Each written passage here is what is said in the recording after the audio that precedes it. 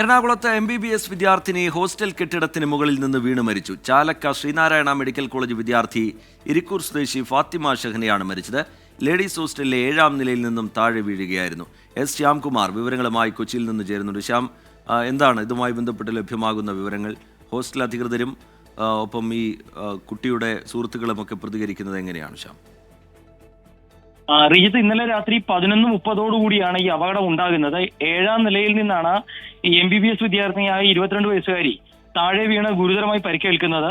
പ്രാഥമികമായി ചാലക്കയിലെ ആശുപത്രിയിൽ ചികിത്സ നൽകിയ ശേഷം ആസ്റ്റർ മെഡിസിറ്റിയിൽ കുട്ടിയെ പ്രവേശിപ്പിക്കുകയായിരുന്നു.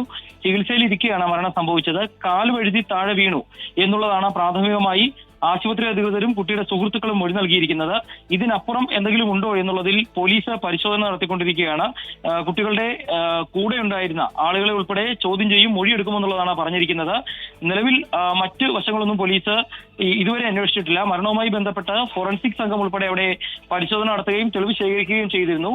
ഒരാൾ വീഴാൻ സാധ്യത കുറവുള്ള ഒരു സ്ഥലം എന്നുള്ളതാണ് പോലീസിന്റെ പ്രാഥമിക നിഗമനം. അതുകൊണ്ട് തന്നെ മരണവുമായി ബന്ധപ്പെട്ട് മറ്റേതെങ്കിലും തരത്തിലുള്ള ദുരൂഹതകൾ ഉണ്ടോ എന്ന് പോലീസ് പരിശോധിക്കുകയാണ്.